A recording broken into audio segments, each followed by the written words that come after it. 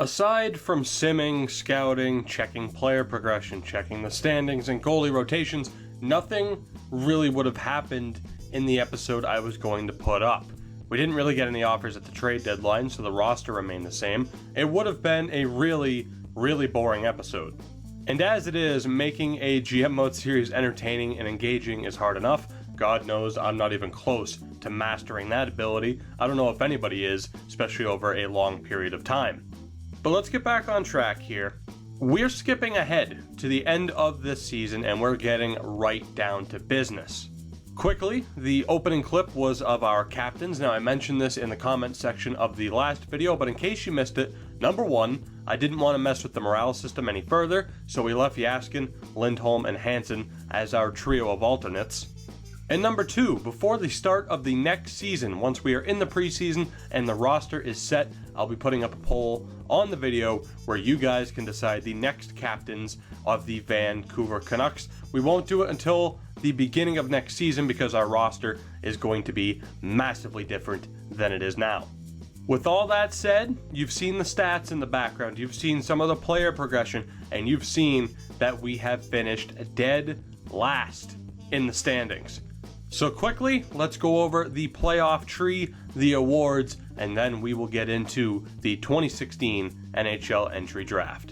The Pittsburgh Penguins are your Stanley Cup champions. Took them 5 games to knock off the LA Kings. But where it gets interesting is the AHL. The Utica Comets, our Utica Comets, sweep the Rockford Ice Hogs and win the Calder Cup. Unbelievable. Went to 5 games, the full 5 games in the first round against the Syracuse Crunch, 6 games over the Rochester Americans, 5 games over the Providence Bruins, and then the sweep of Rockford. Our Utica Comets are the Calder Cup champions. Absolutely awesome. And as the menu glitch decided to happen, we will go to awards and take a look and see if we got anything else there. In terms of players, we'll start off in the AHL because that is where we're most likely to pick up some hardware. Eric O'Dell picking up some awards. Justin Bayless of Rochester had quite a few award winners. Colin Miller wins the Eddie Shore Award. I'm not too disappointed about that. Jimmy Vesey wins the MVP award, the MVP of the playoffs to Jimmy Vesey. Seeing Bailey there hurts a little bit because he was somebody I was looking at from Buffalo, but we passed on him. That might have been a mistake. Patrick Nemeth and Anton Khudobin also pick up awards, but again, the Pittsburgh Penguins are the Stanley Cup winners. Sidney Crosby leads the league in scoring. He also picks up the Hart. Dustin Byfuglien, the James Norris winner, and we'll see if we get any other hardware. I highly doubt it. By the way, Max Domi, the Calder winner. That is a bit surprising. Bergeron wins the Selke, all smiles. So no hardware for us aside from the Calder Cup and Jimmy Vesey taking home the MVP award. Not too bad. That's what I was hoping for our AHL team to get a good playoff run and to do well and hopefully progress. We'll actually take a look really quick at what they did in the playoffs. Jimmy Vesey, 26 points in 20 games. Mantha, 23. Jared McCann and Granlund, 17 apiece. Nemestikov, 14. Not a bad playoff run at all from our guys. And for the record, as we go to edit our trading block, look at Utica's ratings. 86 offense, 86 defense for an AHL team. Unreal. The trading block is set, and it is now time to start the 2016 NHL Entry Draft. And as you can see, we lost the lottery. We fall back all the way to number 4 because this game fucking hates me. And worst of all, fucking Edmonton. Fucking Edmonton. Really? Fucking Christ. So yeah, you're goddamn right. I'm getting my first overall pick. We trade the 4th pick and a 3rd round pick 2 years from now to Edmonton for that number 1 overall pick. We are getting what we deserve. We tanked harder than anybody else. We fucking deserve this pick. And you are damn right. I am going for it. Now, unfortunately, I've had the same issue in terms of drafting. A lot of people haven't shown up which is a real shame. Like, for sure, I've absolutely scouted Jacob Chychrun. He hasn't shown up for us, but there's only one guy we're getting. It's Auston Matthews. We're obviously getting Auston Matthews. I want to see who else is here, though. Max Jones, random generator guy, Max LaJoie, Pierre-Luc Dubois, and Jacob Chychrun, your top 5. But there is only one man for us in real life. He's going to Toronto. Auston Matthews. Much like what happened in the Bruins GM Mode series, Auston Matthews will be a Vancouver Canuck. And better yet, he jumps up to elite potential, a rarity for me in drafting because of how random this shit is. But Auston Matthews, welcome to Vancouver.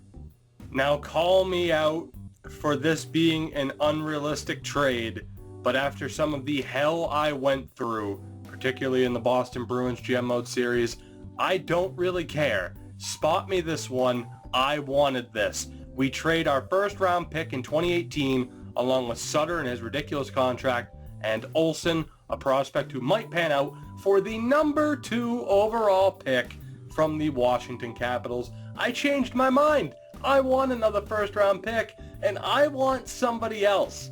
This series is about me having fun at this point, damn it, particularly in the draft, and there is no better time to stock up in the draft than right now, because with the number 2 overall pick, we are taking defenseman Jacob Chychrun.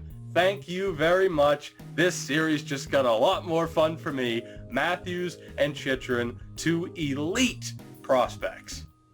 We've gotten an offer here as well from the New York Rangers, Eric Nystrom, who will still have a year left on his deal, for a 5th and a 7th, the 5th round pick being this year. I will absolutely accept this. Nystrom was just on our team.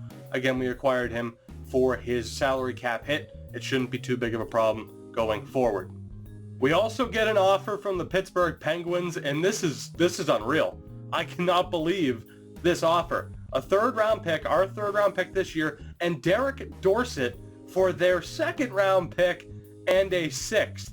Of course I'm going to take this. I couldn't get anybody to take Dorsett at all, but Derek Dorsett's going to Pittsburgh. We have ourselves a 2nd round pick.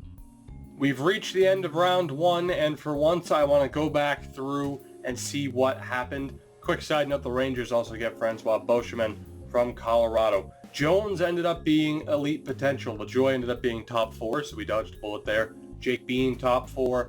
Brown, Dubois ended up being a top 6 forward. He fell all the way to 7th. Sam Steele, Benson. Who else do we have here? Sean Day ended up going 12th to Ottawa. Good luck with that. Luke Kerwin, not too bad. A lot. Top 6, obviously. This high-end. Matthew Tkachuk ended up being top 6. Hakeem Boudreau goes to Winnipeg, our old friend there. Boston looks like they struck out with their first round pick. Way to go, Sweeney. And it's looking like, wow, okay. I was going to say, it's looking like it's starting to drop off. And then Tampa steals a defenseman. Ty Fellhaber once again goes to Arizona. It seems like that's a certainty at this point. And Toronto takes a Tootin with the 30th pick, which brings up our pick. Not sure who I'm going to take. I'm not sure who is left available at this point, but I have the 2 guys that I wanted. So I am beyond happy. Hopefully you guys feel the same. Now looking at this list, the game has kind of fucked me. I hate the scouting system. You've heard me talk about it in the Bruins GM system. I hate the scouting system. I've definitely scouted a lot of these people. We have certain guys here. Samuel Girard might end up being something. We have this Finnish guy who I'm not even going to attempt to pronounce his name. There's a certain someone, not going to say who, don't know if he's as good as he should be, if he's still available in the 2nd round. There's a couple of decent guys here. Julien Gauthier, exact elite potential. Exact elite potential. That is so tempting. But yeah, I'm gonna take the risk here. Please be as good as you should be. Please, I'll take top 9. I'll take top 9. It's not as good as he should be, EA, but I will take it. And for the record, now that we are out of the 1st round, we can officially see Auston Matthews and Jacob Chychrun. Matthews is ready, 83 overall. Chychrun at a 63. He'll take a little bit of work, but as we've seen in the Bruins GM mode, when he was drafted by Arizona, he turns into an absolute beast. Now you might have been asking yourself, Toogie, why were you in the draft menu? And that's because we're making another deal. Now this is a risk. This is absolutely a risk. But we've swapped second round picks 2019 for the next pick. We've also given up a third from Florida in this draft. I didn't plan on doing this at all. I didn't plan on doing the chicken trade either. I didn't plan on doing this, but Gauthier being guaranteed elite potential, will he actually be there? Will he actually be there? Now, after I accidentally hit the wrong button, as I was saying, there are a couple of decent people here I have my eye on. Gauthier is one of them. Exact elite potential certainly has me intrigued. He seems like, or does seem like, that could be legit. But then I noticed somebody else's name here. I don't know. And then oh, I mean, geez, I don't know. It's cheap as hell, guys. I don't care. I really don't. Patrick Laine, Jesse Pugliari. Yes, I'm going to butcher that every time I say it. They're both on our team as well. Is that a bit unrealistic? Of course it is. But factor this in, and if you watch my Bruins GM mode, you will know this. This game will fuck me at every turn possibly can. So I need to have my fun now before I want to jump off a bridge by the end of next season. So we are up again, obviously in Pittsburgh's spot. Now the Dorsett trade obviously makes a little bit more sense when you consider it's essentially a third round pick. I'm still happy with it. I do want to look at a couple of people though. Jason Bell has also been drafted. I wanted to go back and take a look at some of the people who were drafted. Once again, Alex Nylander's gone. He might not have been a bad pick. But Gauthier, we dodged that bullet. Top 6 forward, not elite. This game lied. But I know it's unrealistic, guys, but how awesome is that tandem right there? And then, of course, you skip back to the first round, and it's even better. I am loving every minute of this. I'm taking a risk here with our next pick, that Pittsburgh pick. I want at least one goalie prospect aside from Thatcher Demko, and for that reason we are going to take Maxim Ovechkin, the goaltender. I don't know how well it's going to work out. We're going to have to roll back into the next round and see just what exactly is going to happen. And he ends up being a fringe starter. That's not bad, and he'll be able to start in Utica once Thatcher Demko is ready. 90th overall pick, and it's getting difficult because I'm seeing names from the Bruins GM Mode series. Travis Barron, Kevin Davis, Keanu Yamamoto, players I know potentially turn into something. Maybe we'd have a bit more luck. Luke Phillip is another name, but to keep things interesting and to use different players, we are going to go with Jacob Neveau. I think I'm pronouncing that correctly. 6'2", 195 pounds from the Huskies of the QMJHL.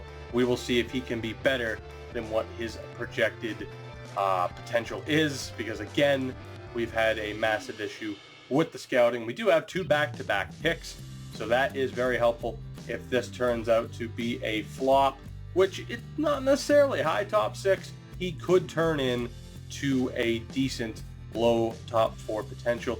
Alex DeBrincat, someone else I was looking at. I'm glad he only turned out to be bottom 6. Makes me feel better about passing up on him. But now the question is, who do we take with this next pick? And there is somebody, I gotta admit, I might take Luke Phillip here. I might take Luke Phillip because he wasn't with the Bruins GM too long. We didn't have him from the start. He might be a decent pickup. Otherwise, I might have to draft just one of these other random guys. And again, to keep things different, we're going to draft another defenseman because we do need quite a bit of depth outside of the guys we just acquired. 6'4", 200 pounds. He fits right in to what I want my defense to be. I don't know a damn thing about him despite scouting the WHL.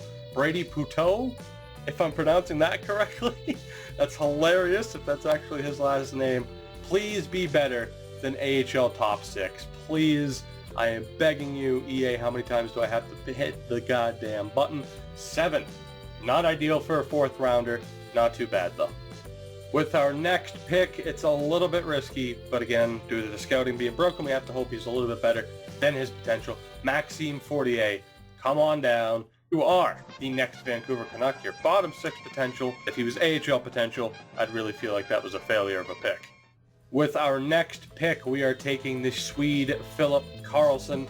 Again, hoping he is a little bit better than his potential. Bottom 6, not too bad. I was looking here at Hayek. I was planning or just hoping that he was still going to be there. Washington kind of ruined that, but not too bad, adding some depth at the forward position.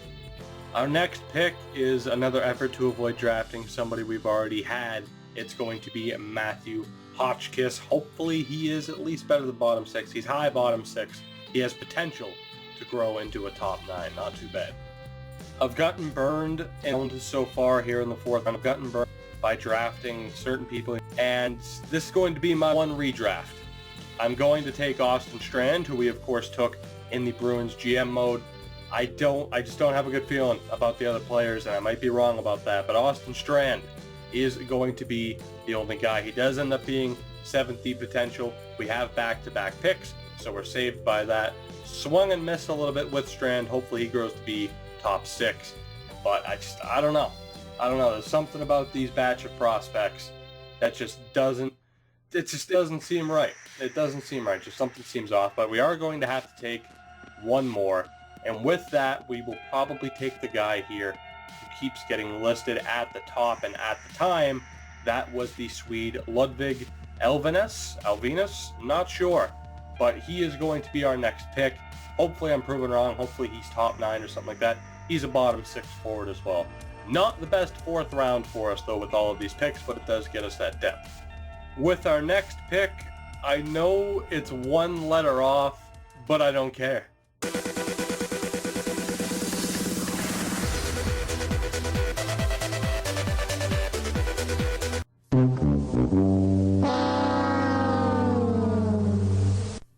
Late in the draft here, we end up getting an offer for Chris Higgins, surprisingly, from Montreal for a 6th and a 7th. It's not much. His morale is very low, though, so I'm going to take whatever I can get for him. Chris Higgins to Montreal. We have 2 out of the next 3 picks. Boston has the 26th pick. So there are 2 guys I'm looking at right now. I'm hoping to get both. Boston might ruin that for me. But first up is a guy who probably has the best name in the draft. He might just have the best name. It's Bartek Bison. In real life, it's probably pronounced Bison or something like that. But Mr. Bison is the newest Vancouver Canuck. Hopefully he proves to be decent. Bottom 6, not bad. We've gotten a ton of offers for Jannik Hansen. I'm keeping Jannik Hansen. For the record, Boston does not take who I want, but you watch. It'll be a big-time swing and a miss for us here, as the menu takes forever to load because of the ungodly amount of players in this draft. But with the next pick, we are looking at the Ukrainian Alexander Antropov. Hopefully he proves to be somewhat decent. It might be a swing and a miss, but I wanted them both. I get them both. They're both bottom 6 forwards. I'll take it. I was looking at this offensive defenseman here, Martin Weinhold. Not too bad of a prospect, but there's one guy who trumps him, Boris Smirnov. I have to take him for the name alone. Hopefully he proves to be somewhat of a decent prospect, and he doesn't, but it's a 6th round pick, so what do you expect? With our next pick from the Victoriaville Tigers, we take center Pascal Laberge. Not expecting him to be above AHL potential. If he is bottom 6, for example, I'll be pretty happy. Of course, EA is going to make me go the long way around to see if he's any decent, and he is bottom 6. That is absolutely perfect. And there you have it. The draft is complete. I gotta say I'm happy with it. Towards the end, we had some misses, particularly in the 4th round where we had a ton of picks, but I think this went pretty well, especially considering we decided to trade up to also get the number 2 overall pick. But in the next episode, we will go through the re-sign phase, we will go through free agency, we will go up to the preseason, see everyone's progression, put our team together. You guys will pick the captain at the end of that episode, and then we begin season 2, the future for the Vancouver Canucks, realistic or not, is looking bright behind Auston Matthews, Jacob Chychrun, Patrick Lane, and Jesse Puljujarvi. Do I hate myself for being that unrealistic? A little bit, but I also think this is going to be a very fun GM mode. As always, thank you guys so much for watching, and I'll see you next time.